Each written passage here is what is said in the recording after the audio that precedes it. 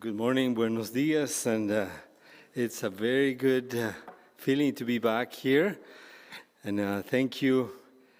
I know I want to come just with a thought. This morning we were blessed, such a nice introduction with worship, and holy, holy, holy. It really came to me, and I said, this is what why we came here. Glorify God. Recognize His holiness, and that's really what filled me this morning too, and many others, words and also the testimony, Mount Carmel, and it's just very good to share the same feeling. God's heart, He's holy, but also He wants us to be part of His mission. Bringing His kingdom to this earth. And I am glad, especially for you. You've been praying for me, and I am so I want to give glory to God, but also I want to thank you for your prayers.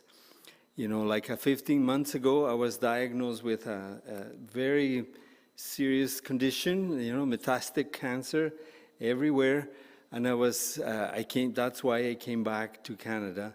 And it's been very slow, but very good. 15 months since we came back, and treatment is going well.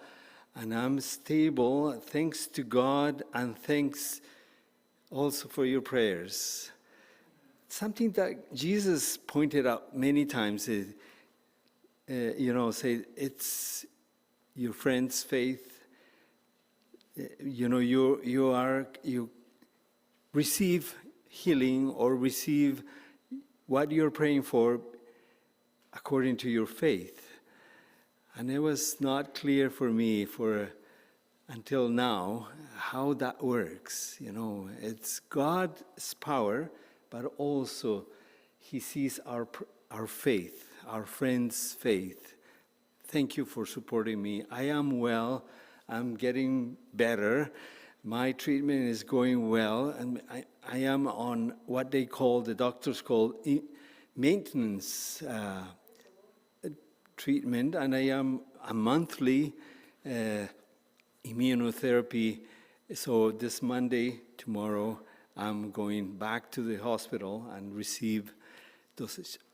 Thanks to God for all this wonderful team. I'll thank, and your prayers, God is working, but also we have a wonderful, many working towards, my well-being, like many doctors and scientists and nurses and all of them. I am really thankful for that. And I just wanted to give testimony of that, and then Shirley is going to come and share a little bit more. Thank you.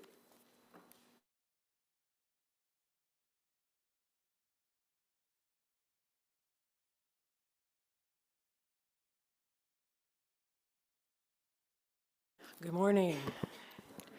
Thank you so much for such a warm welcome we received as we arrived in. We feel like your family, and that's very special to us.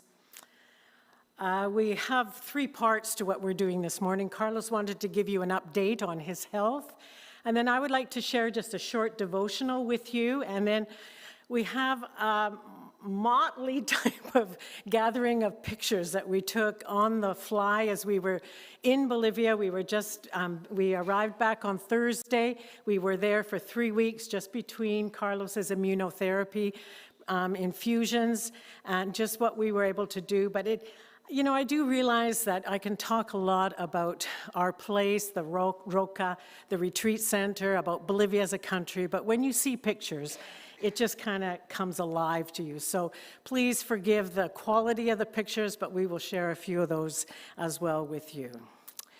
I wanted to share in a short devotional Psalm 126.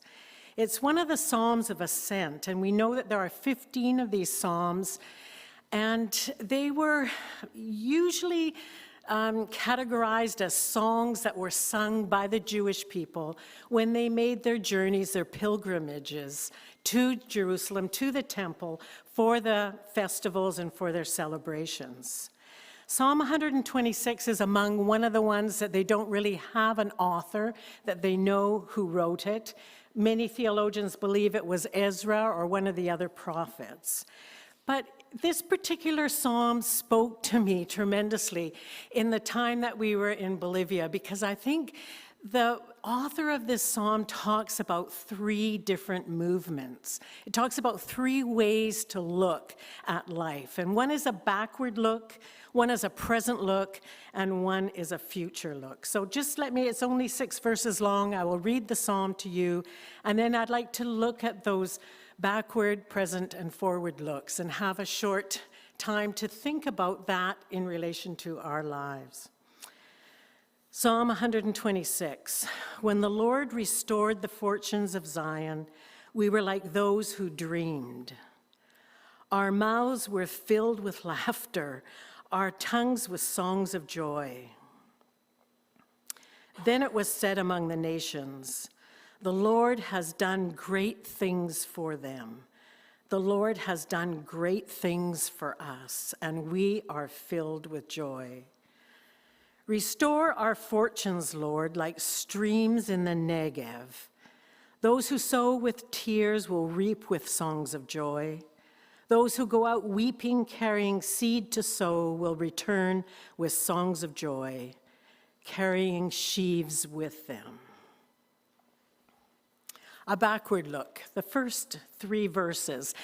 I think here it talks probably about the time when the Jewish people returned to their homeland from exile in Babylonia. And they realized that that was God's work, that was God's doing, because it was a far greater event than they could have even imagined happening. They lived and they dreamed of what it would be like to be able to return to that land. And now they were there and they had that freedom. When we left Bolivia almost a year and a half, a year and 5 months ago, we really didn't know if we would be able to return. Carlos left in a wheelchair. He was very, very ill. The people thought that they would never see Carlos again. And so the goodbyes were kind of like a final goodbye. And as he told you, it's been God's work in his life that has brought him to a maintenance stage, and that we were able to return for that short period of 3 weeks. And while we were there, while we returned to Roca, it was a time that we could look back. And just like the Israelites here, they could look back and realize it was God's working that had brought them out of that slavery, that had brought them out of that exile. And we realized it was God's working in our lives that had allowed us to return to Bolivia, to be able to see and embrace and be with these people who we had worked with for so many years. Many people said that when they saw Carlos, it was like looking at Lazarus. He was raised from the dead. And as we joined together, it was just a time that we felt they really loved on us, because they reminded us of just what the retreat center had been for them, how they were able to come and to spend time alone with God, and how many times they came so discouraged, so disheartened, but just spending that time in silence and in prayer and allowing God to speak to them. It wasn't us, it wasn't our teaching. It was them intentionally saying, God, we need to hear from you, that God did speak. He showed up and he encouraged and he led them through. We ourselves experienced that as well. And so it was a time that we could give thanks for what God had allowed us to be a part of in his work with others, leaders and other missionaries and other pastors and national workers in Bolivia. We saw many of the kids that we, before working at the retreat center, were now adults. They were children in the Sunday school of the church that was planted in Yojeta. And they were now parents. They had their own children.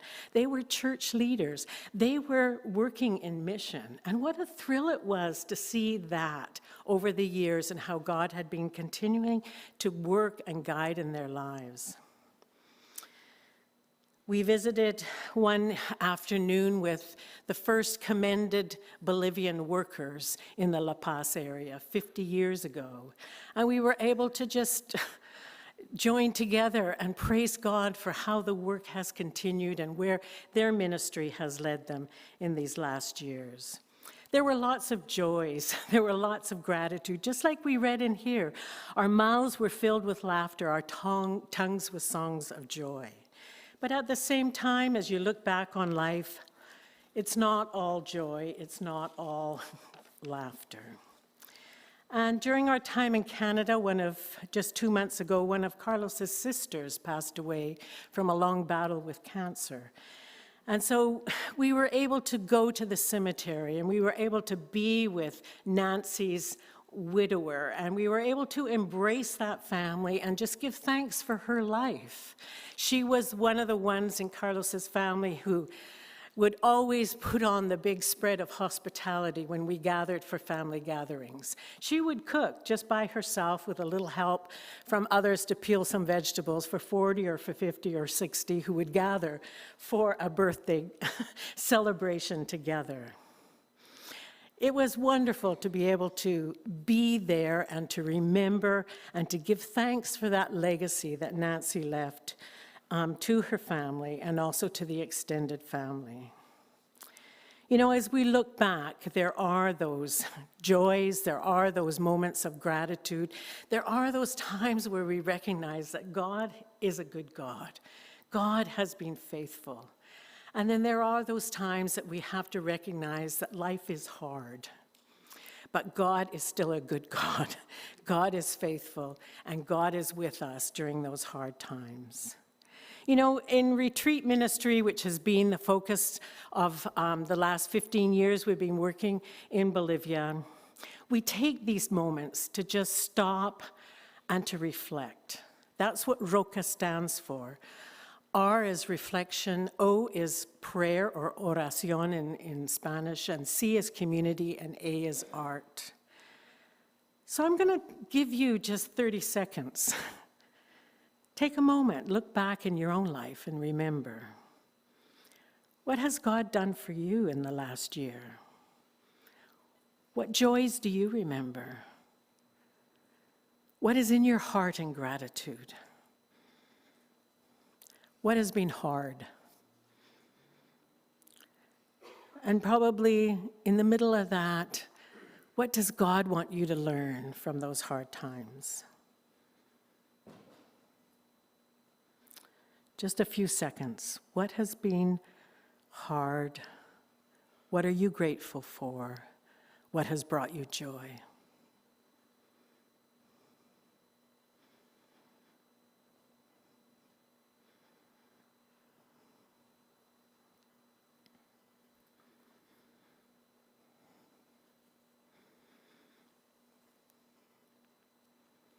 That's the backward look.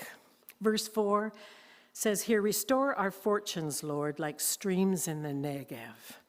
You know, when the Israelites returned, they didn't return to the land as they probably would have remembered it. Their homes, their temple, everything was plundered. Their crops were destroyed. Their animals were no longer living. They had a lot of work to do. But they knew that God had brought them out. They knew that they served a living, faithful God, and that He was the same God who was able to bring about the restoration and restore that land to them again. You know, as we listened to Bolivians on our trip, we also realized that our hearts were burdened and broken for them as they are facing such difficult, chaotic, conflictive, political, social, economic difficulties. We had to wait 2 hours in gas and diesel lineups to be able to fill a tank. Many of the people who worked as taxi drivers slept in their cars overnight. praying that a cistern would make it through the blockades so that gas or diesel would arrive into the city and that they were able to fill their tanks and to work to be able to bring home money for food for their families. Supermarkets, we walked into them, they were emptier than we've ever seen. They'd taken out many of the shelves so that they didn't look so empty. They had filled the few shelves that remained. At the open markets, the prices were daily increasing. You would go with a certain amount of money thinking you would be able to shop for the week, and the prices had sometimes gone up 50%, or sometimes they said double, or sometimes they wouldn't even sell it to you because they said, we don't know what price to charge, and we'll probably lose out. Medicines for people who were ill, the agricultural products that the farmers needed to sow and to continue nurturing their crops were no longer available, or if they were available, they didn't want to sell them. There's a heaviness in Bolivia as a country. There's a worry about the future because it doesn't look promising. And Bolivia as a country needs prayers for next year's elections, that the leader coming in would bring a stability and a peace and provide a good, wise, honest leadership. In this psalm, though, even though we recognize that life can be hard, it helps us to also see that our tears don't have to be wasted. Our sorrows are not in vain. If we allow our tears to water God's promises of his faithfulness, then they can be seeds that will nurture a different future. There is hope because of God's loving mercy and of his gracious faithfulness. You know, what are your challenges? It was heartbreaking for us to see some of the challenges that our Bolivian friends were facing. But there's challenges in all of our lives. What are your challenges? As we take a moment again to reflect on the present, what are the seeds that you are planting? What are you praying for? Where do you want God's watering to fill your drought lives and to bring a fresh crop of his abundance? Just take one more moment and think about the present. Do you have challenges? What are you asking God for?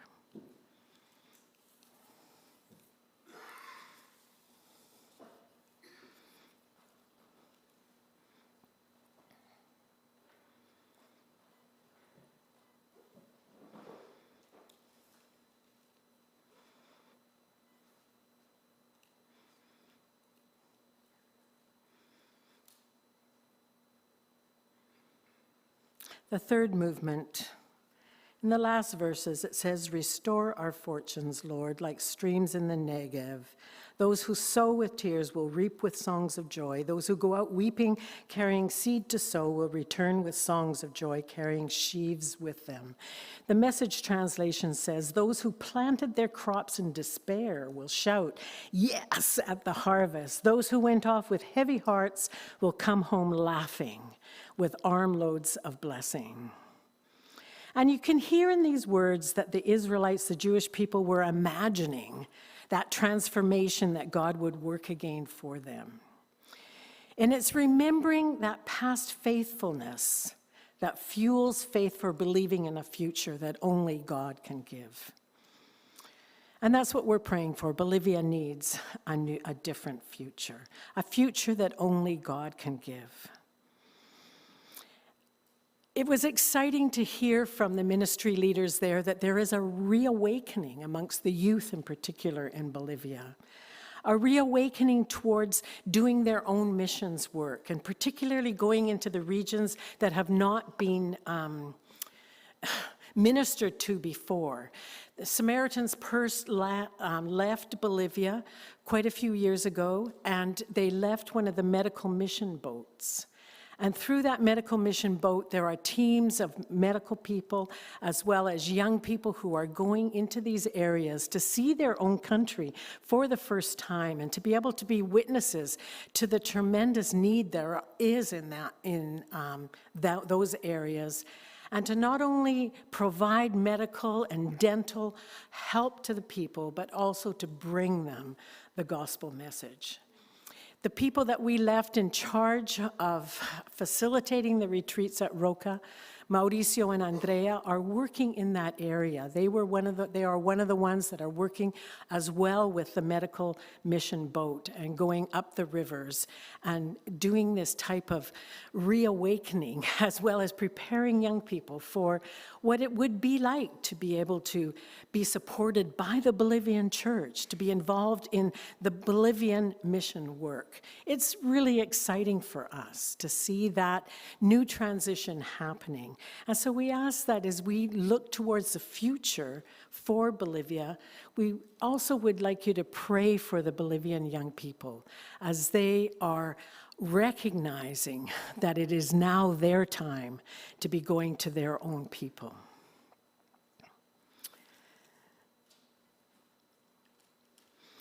I would like to read a blessing that wasn't written by me, but was written by Kate Bowler, who writes blessings for all different moments or difficulties or situations in our lives. And this one particularly spoke to me as it says, "Blessed are we who wait with bated breath, who wait for something new to be born, for new hope or new joy or new life. Blessed are we whose patience grows thinner by the day, we who are tired of the world as it is, in all of its heartache and loss and hopelessness. We who want more hope, more joy, more life. Blessed are we who sit waiting at the still point between desire and expectation, we who are making room for more of you, O God, in these particular days.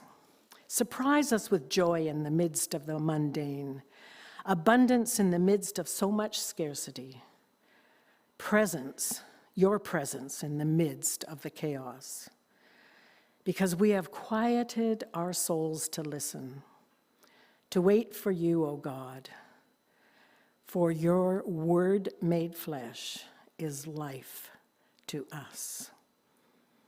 May we be blessed as we wait and as we watch with expectancy for what God is doing. As we look back, as we live in the present, and as we wait for what he will be doing in the future.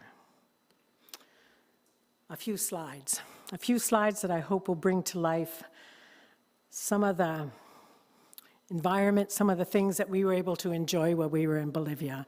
We arrived in La Paz. La Paz is the functional capital of the country. It's high in the altitude. The airport's at 14,000 feet above sea level. The city's at 12,000 feet above sea level. It took me about a week to get adjusted. I'm getting older, and each time it gets harder. But it's a beautiful city. Lots of buildings, lots of crowded spaces. It's built in a ravine, and it's just full. And we have Roca in one of the, I'm not moving on. Oh, here we are. Roca is down in one of the valleys. We moved down out of the altitude a little bit, and this is the retreat house and the place where we were ministering for about the last 15 years. Am I not clicking? Oh, sorry.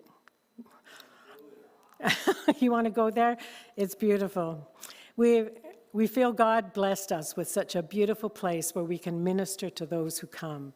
Lots of difference from the high altitude, the tundra type of environment, to actually see some of the vegetation. Beautiful double hibiscus flowers that we enjoy, keeping green, so that others can enjoy some greenery as they walk into the door and feel like it's an oasis. We're looking now at our chapel building. This was a building that we built on the property. We have a prayer walk, or it might be known as a labyrinth, that people spend time just going through in meditative prayers, contemplative prayers that we prepare. And as you go in, the idea of a prayer walk is to go in with what's heavy on your heart, walk towards the middle. There's only one way you can walk. You don't get caught up in trying to decide. You just follow the path. But as you get to the middle, where there's a large rock that we pulled out of the river, you can sit there and you can spend time asking God, what is His word, what are His words for you? And as you come to a conclusion, as you come to some type of peace about what was burdening your heart, you then walk out towards the world again, knowing that He has given you fresh insight into what He wants from you as a response from Him. Inside our chapel, we had an artist friend who painted the ceiling. We call it the Little Sistine Chapel of Valencia because Roca is situated in Valencia. And he decided to do the 12 apostles. And so one of the things we ask people to do is to look at the paintings he's done, which are very biblically and historically researched to be able to show things in their lives and then how God used their lives for His glory. So it's a great time. We had so many people showing up. People don't make plans to show up. They just ring the doorbell. Well, it's a gate bell because all the houses are gated in Bolivia. They come in and want to spend time with you. So these folks showed up on a Sunday and we were able to have a time together. It is a video. You can just hear them. And they're not singing in Spanish. They're actually singing in two of the indigenous languages, in Aymara and in Quechua. Oh. I have to what? Thank you.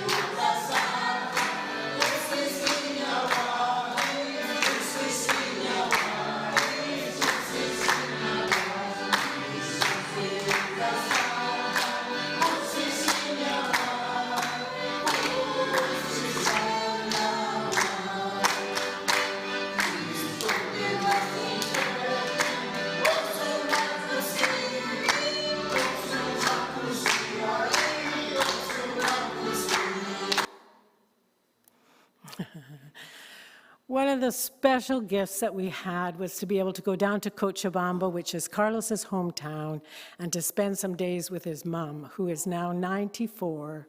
This was at the airport. She came in a wheelchair to greet us. And we took her outside of the city so we could all be together in this little cabin that another friend has as a refuge spot for ministry leaders. We were able to spend wonderful time together in front of this. They call it La Angostura. It's like a man-made lake. It was just a very peaceful, quiet, beautiful time that we could spend with her. And we also were in Cochabamba. Carlos has a huge family. Many of his cousins got together, put on a lovely afternoon tea. Carlos had the opportunity of just sharing with them. And although many of them are of a different faith, they were praying faithfully for Carlos, and he was able to also give testimony to them of how he was. I told you that one of his sisters passed away 2 months ago. This is Lucas, our middle son, who also went with us. We were at the cemetery. As you can see, they bury above ground in Bolivia. We were cleaning out what they call the niche there, and then we were able to spend some time with there we go.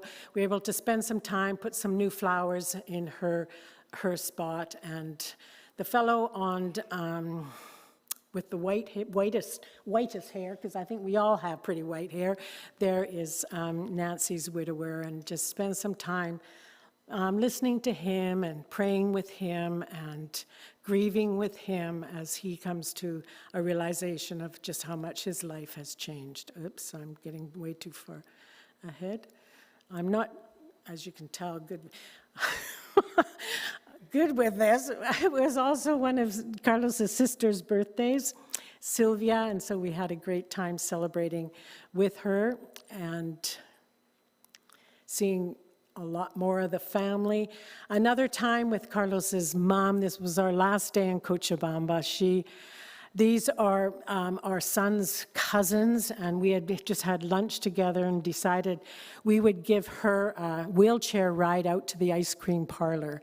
And you've got to realize that Bolivia does not have sidewalks that are wheelchair friendly. And so it was almost like taking her to an entertainment park as we were going over big routes and up and down over the curbs and whatever. She was a great sport and had a good time with us all. Lineups for gasoline. This was a typical scene around the city. You know, as I said, 2 hours to be able to fill your tank. Market scenes. Bolivia is quite different in the way that you can do shopping. Lots of vegetables just out on the streets, and the open markets is far more available for getting what you need as far as fruits and vegetables are. Dollars are no longer available in Bolivia. Even if you have a dollar account, bank account, you cannot get dollars. They don't exist in the country. And there's a huge difference between what is the legal bank exchange. It's almost double what you can get on the black market. The economic situation is just very, very difficult for anybody who is trying to keep on with business. Lots of traffic jams as you go up through the markets. And one of our favorite things is a salteña. If you ever come to Bolivia, you'll have to eat salteñas with us. Wonderful. They were almost like, what are they called? Samosas here, but oh, they're a lot better. A lot better. Just a few other market pictures here. I know the time is going. Friends and neighbors constantly coming. This particular day, all of our friends were coming down, and the neighbors were waiting out. They were seeing that we had company, and so that about 10 o'clock at night, they came in, and they served us food again until midnight. And so it was an amazing time to be with so many people. We had a long layover in Toronto as coming back. This is not a good way to end a missionary slideshow, but this is our son Alex in the front and his wife behind him, Nana. We had time that we could spend with them, and the good news is that in February we're going to be grandparents for the first time. So Nana's expecting, and we're very excited about that.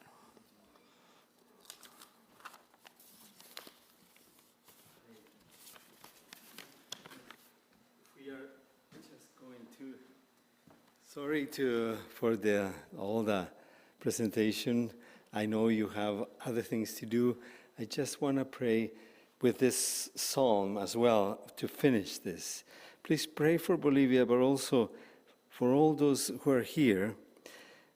God says this in Psalm 34. This is the Message translation. Disciples so often get into trouble, it says the psalmist. Still, God is there every time. He is your bodyguard, shielding every bone. Not even a finger gets broken. Amen.